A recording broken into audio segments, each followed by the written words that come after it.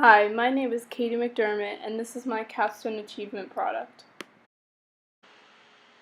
Alzheimer's is a form of dementia that takes over the brain, resulting in severe memory loss and eventually leads to death. Alzheimer's is the sixth leading cause of death in the world. On average, 5.4 million Americans are diagnosed with Alzheimer's each year. In other words, 1 in 9 people can acquire this disease.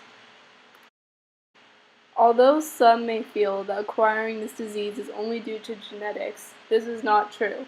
Studies have shown that one can decrease or increase their risk of getting Alzheimer's due to their environment and lifestyles. The first known case of Alzheimer's was found in 1850 about a woman named Augustus Dieter who was diagnosed with early onset Alzheimer's. Unfortunately, there is no other information about this case. Throughout history, there have been many controversial debates about the effects of repeated head injuries. Within the past few years, it has been confirmed that repeated head injuries can lead to types of dementia, including Alzheimer's.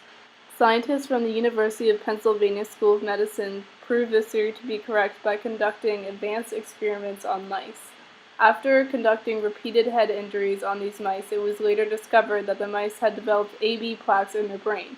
These plaques lead to symptoms of Alzheimer's and other forms of dementia. Therefore, it has been proved that head injuries cause Alzheimer's. Although there are many ways people can acquire Alzheimer's, some still feel that getting the disease is only due to one's genetic makeup. There have also been many studies and experiments that show that people in the family of an Alzheimer's patient are more likely to acquire the disease. According to Nefiler Tanner, the author of the scientific journal Alzheimer's Research and Therapy, the lifetime risk of Alzheimer's disease in first-degree relatives of patients may be twice that of the general population. The journal describes how scientists can review brain patterns and cell structures to determine whether one is genetically in risk of acquiring dementia.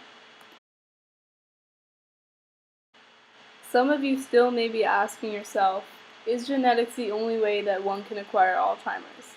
The answer to this question is a big no.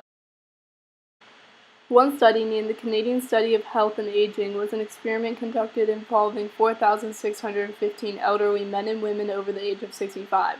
The test subjects were observed for 5 years, and the study ended up proving that those who exercised were less likely to get Alzheimer's disease.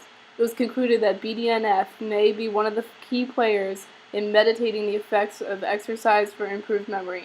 A protein called nerve growth factor may also have been shown to increase with exercise.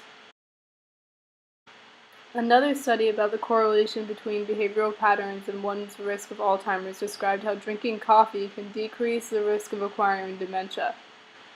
Kvi Pelto regulated the North Korea project, and the Finn Monica study discovered that the average person who drinks 3 to 5 cups of coffee per day can reduce the risk of dementia up to 65%.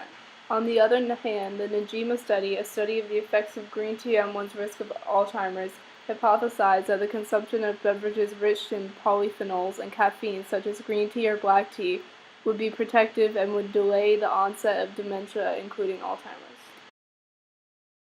Other behavioral factors that can influence one's risk of getting Alzheimer's include playing games, reading, and even dancing. Based on all the research that has been provided, it has been concluded that genetics is only one of the many ways one can acquire Alzheimer's disease.